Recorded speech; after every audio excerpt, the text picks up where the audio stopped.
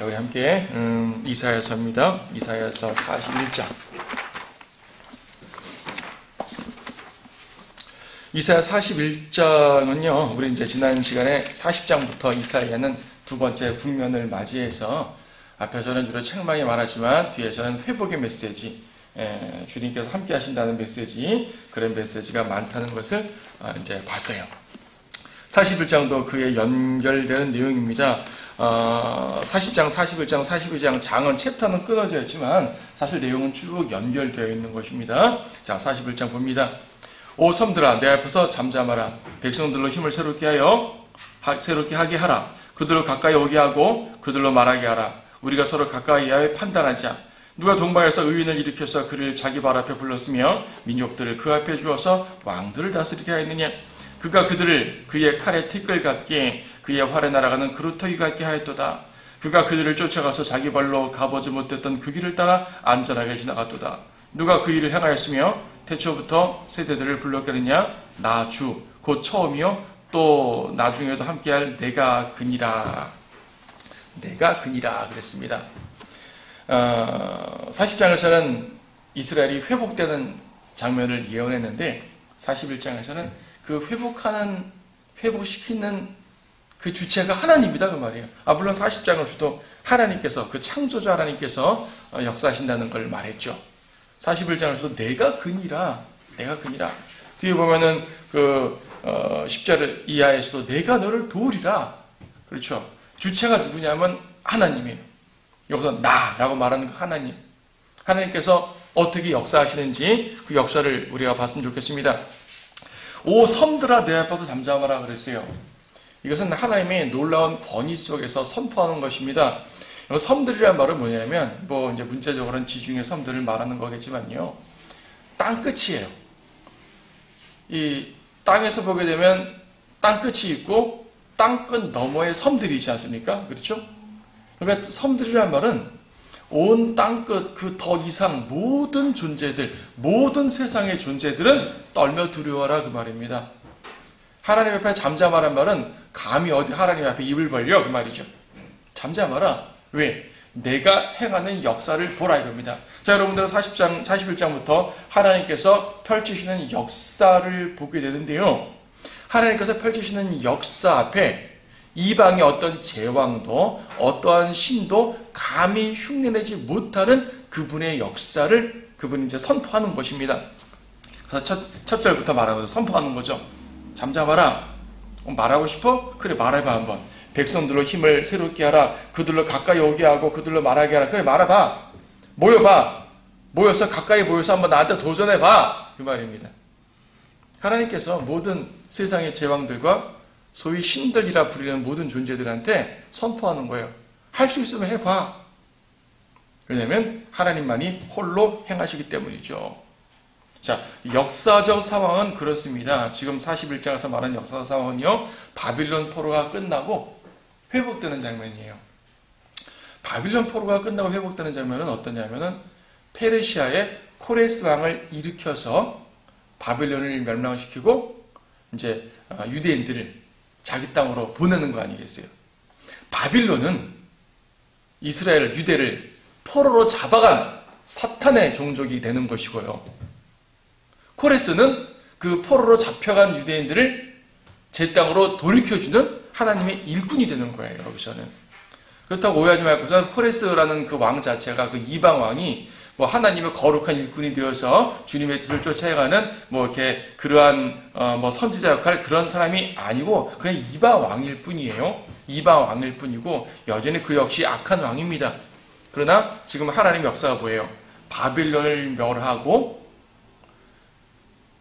유대인들을 자기 땅으로 회복시키는 그 결정적인 역할에 들어쓰는 사람이 코레스란 말이에요. 45장에서도 코레스란 이름이 직접 나오게 되는데 여기는 코레스란 말은 나오지 않지만 그 코레스에 대한 언급입니다. 의인이라고 말하니까 코레스가 특별히 의인은 아니잖아요. 그런데 이렇게 하나님의 일을 하고 하나님의 그 위대한 역사에 쓰임받은 막대기라는 개념에서 의인이라는 말이 들어가는 것 뿐이에요. 동방에 의인하게 되면 당연히 예수님을 말하는 것 같지만 물론 궁극적으로는 예수 그리스도를 말하는 것입니다. 예수님께서 이스라엘을 회복시키시는 재림하실 때 위대한 왕이시니까. 하지만 당시의 문맥에는 그렇게 흘러갑니다.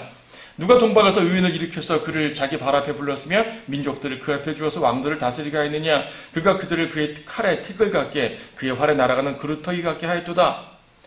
느부갓네살 왕이 파죽지세로 모든 제국들을 왕국들을 멸하고 그의 권세를 떨쳤지만 그 역시 하나님의 능력의 손 앞에서 멸망하고 떨어진다는 것을 말하고 있는 거예요. 그렇죠. 그가 그들을 쫓아가서 자기 발로 가보지 못했던 그 길을 따라 안전하게 지나갔도다. 누가 그 일을 행하였으며 누가 그 일을 행했습니까? 코레스가 한 게 아니에요. 페르시아가 한 게 아닙니다. 하나님이 하신 거죠. 태초부터 세대들을 불렀겠느냐. 나, 주, 곧 처음이요 또 나중에도 함께할 내가 그니라. 창조주 하나님께서 이스라엘의 구속을 위해서 역사를 주관하신단 말입니다. 제국을 움직이는 거예요. 여러분, 이스라엘을 구속하기 위해 이스라엘 백성만 딱 끌어오시는 것이 아니라 역사를 뒤바꿔 버리는 겁니다. 그냥 바벨론 놔둔 상태에서 빼올 수 있잖아요. 바빌론 왕의 마음을 녹여가지고 돌아가게 할 수 있지 않습니까? 그렇게 안 하시고 바빌론을 멸하고 페르시아를 일으키십니다. 여러분, 당시에 국제정세 보게 되면 여러분 그 중동 지역 전체 제국들이 엄청 지각 변동을 하는 시대가 페르시아 시대거든요. 세속 역사에서는 페르시아가 행한 이럴저런 업적을 말하겠지만 그 모든 것들은 하나님께서 이스라엘을 돌아오게 하기 위해서 만든 역사일 뿐이란 말입니다. 하나님께서 성도를 구출하기 위해서, 성도를 구하시기 위해서 세상 역사까지 바꾸시는 분이에요. 그분이 하나님이란 말입니다. 자, 누가 그 일을 행하겠느냐? 이방신들이 행하겠느냐? 그 옛날 아시리아 왕이, 여러분 이사야 36장 37장에서 봤잖아요. 히스키야 앞에 와서 아시리아의 장군이 또 아시리아 왕 사나립이 말했죠. 너희의 신이 나를 당할 수 있겠느냐? 나는 세상 모든 신들을 쳐부수고 왔다. 너희의 신 하나님이 나를 당할 수 있겠느냐? 라고 소리쳤습니다. 하지만 거기에 대한 응답일 수 있죠. 세상 그 어떤 신들이 나를 당할 수 있겠느냐? 하나님의 선포입니다. 이방의 신들이 할 수 있는가? 아니죠. 이스라엘의 하나님밖에 할 수 없죠. 누가 큰가 이겁니다. 6절 7절 보게 되면 그들이 각기 자기 이웃을 도우며 자기 형제에게 말하기를 너는 담대하라 하였도다. 하나님께서 심판하시는데 그 심판 앞에 담대하래요. 말이 됩니까? 심판 앞에 두려워 떨거든요. 세상 사람들은요, 하나님께서 어떻게 역사해도 하나님 앞에 담대합니다. 계시록 16장에 보게 되면 하나님께서 대화를 할 때 엄청난 그 재앙을 내리셔도 오히려 하나님께 회개하기는커녕 하나님을 저주하고 하나님을 거역하는 모습을 보거든요. 인간들은 끝까지 그럽니다. 그럼 사는 게 뭡니까? 7절. 그러므로 목수는 금 세공장이를 격려하며 망치로 다듬는 자는 모루 치는 자를 격려하여 말하기를 땜질할 준비가 되었도다. 못들로 단단히 고정하는 거죠. 우상은요, 이 세공장이를 만들어서 딱딱 고정시켜가지고 흔들리지 않게 하는 겁니다. 사람의 손으로 만든 우상들을 사람이 고정시키지 않으면 단단히 서 있을 수도 없는 그 우상들, 그들이 뭘 할 수 있겠냐는 얘기입니다. 이방의 신들은 아무리 커도 그래요. 여러분, 바빌론의 유대인들이 바빌론 포로가 되어 갔습니다. 바빌론 포로가 되어서 갔더니 글쎄요, 일종의 문화 쇼크일 수도 있어요. 자기네는 이스라엘 땅, 유대 땅에서 솔로몬 성전에서 경배를 드렸는데 바빌론에 갔더니 바빌론 그 도성이 엄청 화려하거든요. 예루살렘보다 몇 배는 크고요. 또 거기 있는 이 신전, 바빌론의 주시는 마루둑이라고 하는데 그 마루둑이라는 엄청난 신전이 너무너무 화려한 거예요. 충격받을 수 있겠죠? 아, 우리 하나님, 우리가 섬기는 하나님은 저런 성전이었는데 여긴 이렇게 크구나. 그래서 이 아하스라는 왕 같은 경우는 아시리아에 갔다 왔을 때 아시리아에 있는 신전의 모양을 본떠서 예루살렘 성전을 수정하라고까지 지시할 정도였었습니다. 자, 이방 신들은요, 신이 위대해서 제국을 높이 세우는 것이 아니라 제국이 강성해지면 덩달아 그 신도 높아지는 거예요. 왜냐하면 신이 주체가 아니라 사람이 주체니까. 우리나라에도 보게 되면 이 절들 보면 이제 불상을 크게 만들잖아요. 불상이 크고 절이 화려할수록 이제 그 신이 높아진다고 생각하는 거죠. 중국에 가게 되면은 엄청난 거대 석굴들. 그렇게 만든 이유가 뭡니까? 우리의 신은 위대하다 이겁니다. 근데 사실은 그 신이 위대한 것이 아니라 그것을 만든 제왕이 위대한 거거든요. 내가 이런 업적을 세웠다 그 말입니다. 신전을 크게 세운다는 얘기는 사실은 왕이 자기의 권위를 내세우기 위해서 신을 이용하는 거죠. 우리 하나님과는 본질적으로 다릅니다. 우리 하나님께서는 이스라엘을 택할 때, 아브라함을 택했을 때 어떻게 택하셨어요? 그냥 아브라함 개인이거든요. 이 세상에 어떤 누구도 알아주지 못하는 조그만 민족, 가족, 개인을 선택하셔가지고 그들을 이끌고 크게 만드신 분입니다. 세상의 신들은 그렇지 않아요. 왕들이 신을 키워줬는데 하나님께서는 하나님께서 그 작은 이스라엘을 키워주셨다는 말입니다. 하나님의 능력이에요. 그러니까 처음에는 이방 제국들이 유대의 신, 여호와, 별거 아니야. 하지만은 이런 일들을 보게 될 때 하나님이 참 하나님이시구나 라고 깨닫게 된다는 말입니다. 누가 진짜 하나님이냐, 누가 진짜 신이냐 그 말이죠. 그래서 8절에서도 말합니다. 그러나 이스라엘, 내가 택한 야곱, 내 친구 아브라함의 씨야, 너는 나의 종이라. 아브라함을 하나님은 친구라고 묘사했습니다. 내 친구 아브라함의 씨야, 내 친구 아브라함. 아니, 세상에 어떤 신이 자기를 믿는 백성에게 친구라고 말하겠습니까? 그렇죠. 친밀한 백성이에요. 그리고 아브라함의 씨, 유대인들, 이스라엘 백성은 나의 종이라. 여기서 종이라는 얘기는 노예로 학대하고 부리는 그러한 개념의 종이란 말이 아니라 내 권속이다 그 말이죠. 내 소유다 그 말이죠. 하나님의 소유로 보호받는, 하나님의 보호받는 소유라는 얘기죠. 하나님의 백성이라는 개념입니다. 나의 종. 우리가 보통 주의 종이라고 말하게 되면 좋은 의미 아닙니까? 네, 주의 종 하게 되면 물론 섬기는 종들을 말하는 거지만은 세상의 종이 아니라 주의 종이라는 말이에요. 사도 바울도 세상의 종이 아니라 그리스도의 종이라고 고백했습니다. 얼마나 영광스러운 이름입니까? 하나님께서 나의 종이다 라고 말하는 것은 이스라엘을 영화롭게 하는 거예요. 하나님의 종. 그래서 여기 이어진 내용들은요, 교리적으로는 이스라엘에 대한 내용이고, 역사적으로는 바벨론 포로 회복에 대한 내용, 교리적으로 또 재림 때 이스라엘이 회복되는 내용, 그런 모든 것들에 적용되겠지만 영적으로 적용해서 우리 성도들에게, 우리 교회 시대 그리스도인들에게 적용하기에 전혀 부족하지 않습니다. 주님께서 성도들을 어떻게 보호하신다는 말씀이 10절 이하부터 놀랍게 나오는 거죠. 10절, 너는 두려워 말라, 내가 너와 함께함이라. 놀라지 말라, 내가 네 하나님이라. 여러분, 하나님께 이런 말씀을 듣는다면 얼마나 큰 위로가 되겠어요. 두려워 말라, 놀라지 말라, 세상을 두려워 말라, 마귀를 두려워 말라, 너를 대적하는 모든 자들을 두려워 말라, 환경을 두려워 말라. 그렇죠. 왜요? 내가 너와 함께함이라. 임마누엘의 하나님이죠. 이사야는 처음부터 임마누엘을 강조했습니다. 이사야 7장 14절에서 임마누엘, 그렇죠? 나왔죠. 우리와 함께 하시는 하나님이에요. 그 임마누엘의 하나님께서 이스라엘을 끝까지 지키시는 것이고 바로 여러분들을 끝까지 지키시는 겁니다. 내가 너와 함께함이라. 여러분, 임마누엘이란 말, 내가 너와 함께한다는 말 가볍게 듣지 마세요. 엄청난 메시지입니다. 엄청난 위로입니다. 내가 너와 함께함이라. 놀라지 말라. 왜 놀라지 말라요? 주님께서 행하시는 그 위대한 일들을 보고 놀라지 말라. 이거는 내 하나님으로서 당연히 하는 거다 그 말입니다. 주님께서 여러분들에게 행하시는 위대한 일들 앞에서 두려워 말고 놀라지 말고 담대하게 나아가야 됩니다. 내가 너를 강건하게 하리라. 강하게 하죠. 일찍이 하나님께서는 여호수아에게 강하고 담대하라 라고 말씀하셨습니다. Be strong, 강하라. 그렇죠? 주님께서 직접 강하게 만들어주시는 겁니다. 아무리 강하라 라고 말한다고 내가 강하게 되고 싶다고 강해지겠습니까? 주님께서 강하게 만들어주셔야 되는 거 아닙니까? 예, 주님께서 주시는 위로와 힘이 여기 놀랍게 펼쳐져 있습니다. 정녕 내가 너를 도우리라. 여기 보세요. 약속들을 보세요. 뭐라고 말합니까? 10절에서 내가 너와 함께한다 그랬죠? 내가 네 하나님이라 그랬죠? 하나님 되시는 거예요. 강건하게 하리라, 강하게 하신다 그랬죠?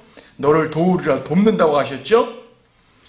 의의 오른손으로 너를 높이리라, 높인다 그러죠. 하나님께서 여러분에게 하신 말씀이에요. 이건 교리적으로 이스라엘에 대한 내용이니까 우리랑 상관없어. 그렇게 생각하지 마시란 말입니다. 여러분에게 하신 말씀이에요. 주님께서 여러분과 함께 하시고 바로 여러분의 하나님이 되어주시고 여러분을 강하게 하시고 여러분을 도우시고 여러분을 높이신다는 말씀입니다. 어떤 성도들에게? 주님을 의지하는 성도들에게, 주님을 의지하고 신뢰하는 모든 성도들에게 하시는 약속이에요. 특히 고난 가운데 있는 성도들이 있다면, 세상의 힘든 가운데 고통당하는 성도들이 있다면 하나님께서 이렇게 강하게 하시는 그 손 안에서 위로를 얻고 힘을 얻으시기 바랍니다. 11절에서 보라 내게 누워있던 모든 자들이 수치와 욕을 당하리라. 이스라엘을 괴롭혔던 자들이 오히려 수치와 욕을 당한다 그래요. 12절 내가 너와 싸우는 그들을 찾을 것이나 그들을 만나지 못하리라. 나 괴롭히는 사람들 다 어디 갔지? 하나님께서 다 정리해 주신다는 말씀입니다. 아무리 찾고 찾아도 찾을 수 없도록 만들어 주신단 말이죠. 교리적으로 이스라엘에게 그렇게 될 것입니다. 주님이 재림하시게 되면 더 이상 이스라엘을 괴롭히는 자가 없겠죠. 지금도 이스라엘을 괴롭히는 자가 세상에 가득 찼지 않습니까? 더 이상 그런 자를 찾지 못하게 된단 말이죠. 하나님께서 여러분들을 높이 세워주실 때 세상이 아무리 여러분을 대적한다 할지라도 그런 자들을 제대로 찾지 못할 만큼 주님께서 높여주신다는 사실을 여러분들이 기억하고 힘을 얻으시기 바라요. 근데 여기 보게 되면요, 14절에 특별한 말이 있죠. 너 벌레 야곱아. 이스라엘을 벌레라고 표현했어요. 벌레. 그래서 벌레란 말은 지금 하나님께서 이스라엘을 책망하는 개념에서 하는 말은 아니고, 벌레처럼 그렇게 낮게 뭐랄까요, 최악의 상태로 떨어진 이스라엘을 이렇게 세운다는 말씀이에요. 세상이 볼 때 이스라엘은 벌레처럼 취급받았어요. 실제로 그렇습니다. 우리나라에서는 유대인들이 별로 없지만 서양사회에서는 유대인들이 예전부터 역사 속에서 많이 미움을 받았는데, 유대인들을 정말 벌레 보듯 취급했습니다. 여러분 그러잖아요. 혐오하는 사람이 있으면 버러지 보듯이 쳐다본다, 그런 말이 있죠. 버러지 보듯이 쳐다본다. 혐오하는 거죠. 극도의 혐오하는 겁니다. 여기서 벌레는요, 숲속에 있는 생태계에 유익을 주는 그런 유익한 곤충들을 말하는 게 아니에요. 쓰레기 더미에 있는 그 벌레, 그렇죠. 더러운 곳에 있는 벌레, 정말 해로운 해충들, 그런 벌레들을 말하는 거죠. 마가복음 9장에 보게 되면은 지옥에는 벌레도 죽지 않는다 그러잖아요. 벌레도 죽지 않는다. 그들의 혼이 벌레처럼 되어버린다는 얘기거든요. 지옥에 가 있는 상태의 죄인들 같은 모습이 벌레란 말입니다. 예수님께서 십자가에서요, 나는 벌레요 사람이 아니라 라는 고백을 할 정도였었습니다. 시편 22편에서 십자가 예수님을 예언할 때 나는 벌레요 사람이 아니라. 그렇죠. 최악의 상태에 떨어진 이스라엘. 근데 여러분, 우리 죄인들이 구원받고 여러분들 구원받고 전에 바로 벌레였습니다. 우리가 벌레였다니까요. 근데 보세요. 너 벌레야고바 두려워 말라. 너희 이스라엘 사람들아 내가 너를 도우리라. 주 곧 이스라엘의 거룩하신 분인 너의 구속주가 말하노라. 하나님은 거룩하신 분이에요. 근데 벌레예요. 이스라엘은. 자, 벌레와 거룩이 어울립니까, 여러분? 전혀 어울리지 않죠. 거룩한 곳에 추한 것이 있으면 안 돼요. 하나님께서 구약에서부터 그분의 거룩하심은요, 이 세속에 속한 어떠한 것과도 구별된다는 개념에서의 거룩이거든요. 거룩이라는 그 말 자체가 구별이라는 뜻입니다. 그 영광이 이 천한 벌레와 섞일 수가 없죠. 그런데 지금 10절에서는요, 벌레와 거룩을 연결시켰어요. 이건 하나님께서 하신 놀라운 대조입니다. 그리고 그냥 대조가 아니라 하나님께서, 그 거룩하신 하나님께서 벌레를 향해서 그분의 거룩을 쏟아 부었다는 것을 말하는 거예요. 십자가 위에서 예수님께서는, 거룩하신 예수님께서 십자가 위에서 벌레처럼 되셨단 말이죠. 거룩하신 하나님과 벌레는 전혀 어울리지 않는데 주님이 그런 모습을 취해 주셨어요. 왜? 벌레인 우리를 구원하시기 위해서. 하나님은 이처럼 그분의 거룩한 속성을 파괴하면서까지 우리를 위해서 내려오셨다는 얘기입니다. 물론 그것이 전부 다 그 자체가 모두 주님의 뜻이겠지만은, 최악의 상태, 어떤 존중도 받을 수 없는 존재, 그런 존재인 이스라엘을 구원하셨습니다. 거룩하신 하나님께서 이 추한 죄인들을 구속하셨습니다. 이 사실을 기억하셔야 돼요. 바로 그분이 말씀하시길 내가 내 하나님이다 라고 말씀하십니다. 여러분의 하나님은 바로 그런 분입니다. 그렇죠. 17절에서도 보게 되면 가난하고 궁핍한 자들, 지금 14절에서는 이스라엘의 상태를 벌레라고 말했고요. 17절에서는 가난하고 궁핍한 자라고 말했습니다. 이스라엘의 상태예요. 세상에서 고통받는 죄인들의 모습이에요. 성도들의 모습입니다. 가난하고 궁핍한 자들, 물을 구하는데 물이 없어서 그들의 혀가 갈증으로 덮입니다. 그때 누가 역사하셔요? 나 주가 그들을 들을 것이며 나 이스라엘의 하나님이 그들을 버리지 아니하리라. 벌레였던 이스라엘을 구하시고 궁핍한 이스라엘을 구하시고 풍족하게 하시고 그분이 바로 하나님입니다. 성경에 보게 되면요, 하나님께서는 비천한 자를 도우시는 분입니다.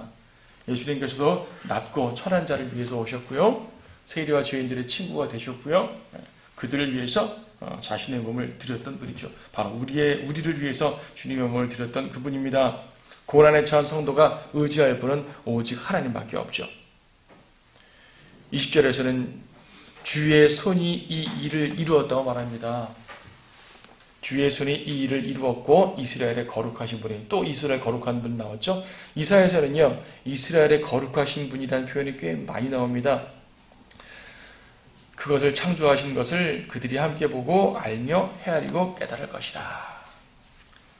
주의 손이 그 일을 이루셨답니다. 주님이 이루신 일이 무엇입니까? 그 천한 이스라엘을 구원하신 것, 천한 죄인들을 구원하신 것, 이스라엘을 높여주신 것. 우리 뛰어넘었지만 18, 19절에 보게 되면요, 마른 땅에서 물의 근원을 만들어낸다 그러죠. 우리 이사야 35장에서 본 것처럼 주님 재림 때에 그 사막도 옥토로 변해버리는 그러한 역사를 이룹니다. 주님께서는요, 자연도 회복시키고 사람의 마음도 회복시키고 죄인도 회복시키고 그런 분입니다. 41장에서는 바로 그러한 하나님의 역사를 말해요. 자, 그런데 21절부터 보는 내용은 뭐냐면, 주님께서 내가 이렇게 위대한 일을 하는데 너희 우상들은 무엇이냐? 우상들에게 다시 한번 도전장을 내미는 거야. 도전장이라고보다도 그들을 이제 선포를 하는 거죠. 그들에게. 21절부터 이어지는 내용들은 우상과 우상을 섬기는 사람들에 대한 말입니다. 단순하게 우상이 헛되다라는 말이 아니라 우상이 왜 헛된지를 분명히 말씀하고 있습니다. 주가 말하노니 너희는 송사를 일으키라. 야곱의 왕이 말하노니 너희의 강력한 주장을 내어놓으라. 그들로 주장들을 내어놓고 무슨 일이 일어날지를 우리에게 보이게 하라. 그들로 이전 일들을 보이게 하여 그것들이 무엇이든지 간에 우리로 그 일들을 숙고하고 그 일들의 나중 결말도 알게 하라. 아니면 앞으로 있을 일들을 우리에게 선포할지니라. 무슨 말이에요? 너희가 신들이면 뭔가를 좀 말해봐라 이거죠. 23절 이후에 있을 일들을 보여주어 우리가 너희가 신들인 것을 알게 하라. 무슨 말입니까? 너희가 신이라면 지금까지 일어난 일들을 좀 말해봐라. 그리고 앞으로 일어날 일을 말해봐라 이거죠. 앞으로 일어날 일이 뭐예요? 예언이죠. 여기서 하나님께서 우상과 다른 부분을 강조하는 것은 예언의 능력입니다. 성경이 여러 곳에서 하나님은 우상과 다르다, 우상보다 위대하다는 말은 여러 번 하시지만 관점이 다르죠. 창조하신 능력이라든지 여러 가지 있지만 여기서 말하는 것은 예언의 능력이에요. 예언의 능력. 예언을 하지 못하면 신이 아닙니다. 신이 아니에요. 23절에서 말했잖아요. 너희가 신들인 것을 증명해봐라. 뭘로 증명해요? 예언으로 증명하는 겁니다. 성경은 예언으로 가득 찬 책이에요. 성경에서 예언이라는 요소를 빼버리게 되면 책이 3분의 1로 줄어들 겁니다. 3분의 1로 줄어들이 두꺼운 책이. 예언으로 가득 찬 책입니다. 어떤 사람들은 예언이란 말 대신 대언이란 말을 쓰는데 그건 좀 잘못된 표현이에요. 미래를 예언하십니다. 하나님의 예언의 능력을 빼버리면 안 되죠. 세상 경전, 이방 종교의 경전에는 예언이 없어요.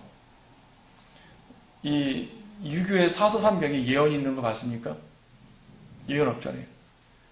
저는 불경을 읽어보지 않았지만은 불경에 예언이 있다는 말을 들어보지 못했어요.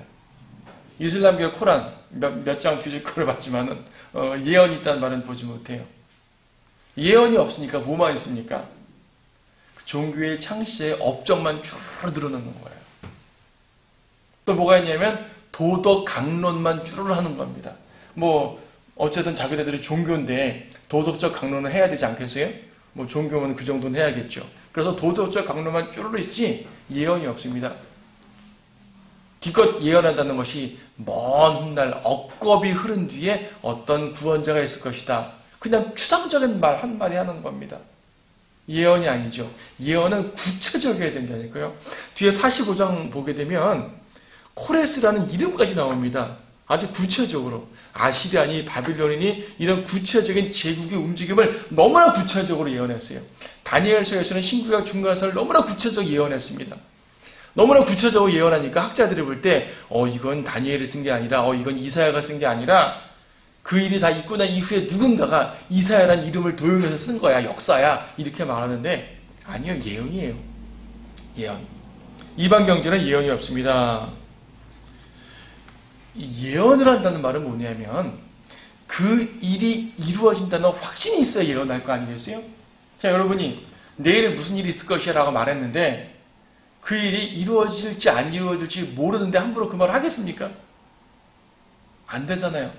자, 코로나가 언제쯤 끝날 것이다. 누가 그런 말을 함부로 할 수 있겠어요? 될지 안 될지 모르는데. 근데 이 말을 함부로 하신다는 말씀은 무슨 말입니까? 예언을 과감하게 하신다는 말씀은 무슨 말이냐면 내가 그 일을 이루겠다는 말이에요. 근데 미래를 확실하게 점쳐서 안다는 말이 아니라 지각에 뛰어내서 예지력이 있다는 말이 아니라 그 일을 이루시겠다는 말입니다.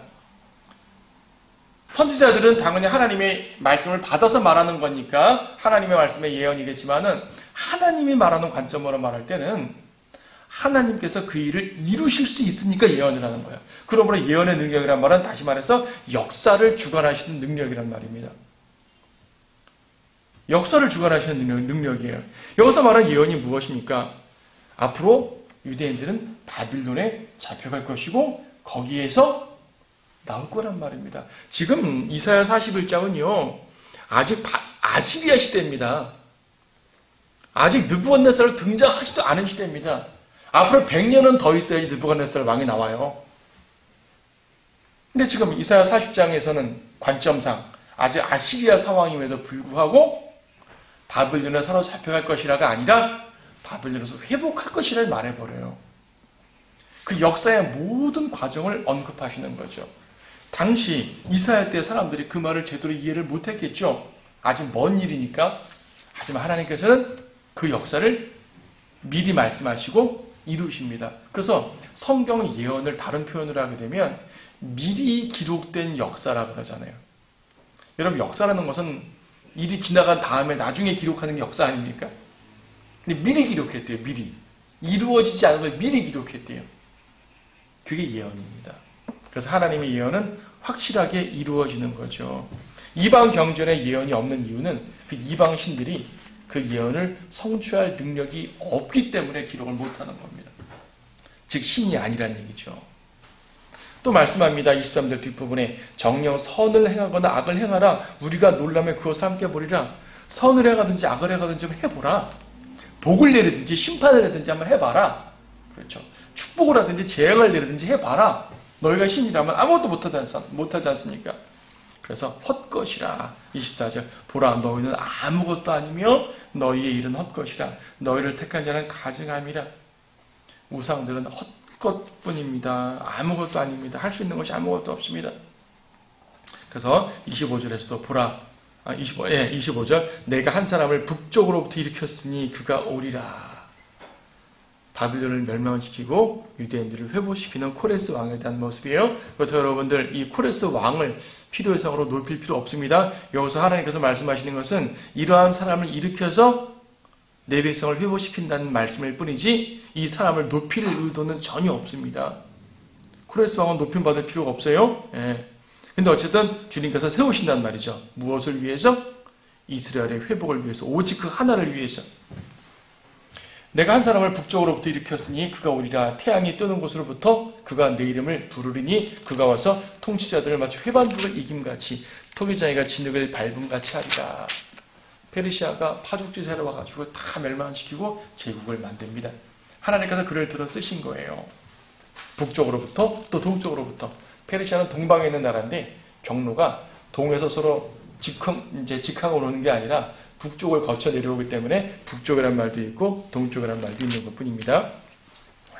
26절 누가 처음부터 고하여 우리로 알게 하였으며 또 이전부터 고하여 우리로 그는 의롭다고 말하게 하였느냐. 정녕 보여주는 자도 없고 정녕 구하는 자도 없고 정녕 너희 말을 듣는 자도 없도다. 처음에 신 분이 시온에 말하기를 보라 그들을 보라 하리니 내가 기쁜 소식을 가져오는 자를 예루살렘에 주리라. 내가 보았더니 아무도 없으며 그들 가운데는 내가 그들에게 물었을 때 한마디의 답변을 줄 수 있는 어떤 상담자도 없었도다. 보라 그들은 모두가 헛것이요 그들의 만든 것들은 아무것도 아니요 그들이 부어 만든 형상들은 바람이며 혼돈뿐이라. 이방 우상들을 아무것도 할 수 없단 말입니다. 하나님께서는 예루살렘 하나를 회복시키기 위해서 예루살렘 그 조그만 도성 하나를 회복시키기 위해서 온 동방을 뒤죽박죽 흔들어 버리시는 거예요. 제국을 흔들어 버리는 거죠. 여러분 1948년에 이스라엘을 독립시키셨을 때 그랬습니다. 하나님께서는요 이스라엘을 독립시키기 위해서 그 모든 전쟁들과 이 강대국들의 흐름을 바꿔버리신 거예요. 거기에 혜택을 받은 사람들도 있죠. 코레스가 예루살렘을 회복시킬 때 거기에 혜택을 받은 민족들도 있습니다. 하지만 하나님께서 목적을 두신 것은 이스라엘의 회복이었어요. 하나님께서 현대사를 주관하실 때 역사를 주관하신 하나님이 현대사를 주관하시는 그 많은 일들 속에서 여러분들도 혜택받는 것이 있겠지만 하나님께서 정말 이루시고자 하는 역사의 이 보고는 뭐냐면요. 이스라엘을 회복시키시고 주님께서 다시 오시는 그 길을 나른하시는 겁니다. 이 역사를 보게 되면 주님께서 어떻게 이루실지를 알게 되죠. 우리는 예언자가 아니지만 하나님의 말씀을 통해서 미래를 알게 됩니다. 주님께서는 이런 모든 것들을 통해서 다시 오실 준비를 하고 계시는 겁니다. 지금 주님께서 그분의 시간표를 얼만큼 남겨두셨는지 우리는 알 수가 없어요. 하지만 역사의 흐름들을 보게 되면 주님 오실 때가 됐나 보다. 세상이 이렇게 망가지고 죄악에 빠지고 혼란스럽게 되는 거 전부 다 계시록이나 마태복음에 예언된 그런 종말의 징조들이란 말이죠. 주님께서 오신다는 말입니다. 주님께서 이스라엘 위해서 또 여러분 성도들을 위해서 역사를 조종하시고 주관하신다는 것, 그리고 그것을 미리 선포하시고 예언하신다는 것, 이것을 우리가 깊이 알아야 됩니다. 그럼 우리는 더욱더 기쁘게 능력의 하나님을 신뢰하고 나아가고 찬양하고 따라 나갈 수가 있는 것이죠. 예언하시고 성취하심으로 그분이 역사의 주관자이심을 선포하셨어요. 그 역사의 주관자께서 바로 그분의 백성 여러분들을 위해 일하신다는 사실을 깊이 있게 깨닫고 감사하며 나누시기 바랍니다. 오늘 여기로 마치겠습니다.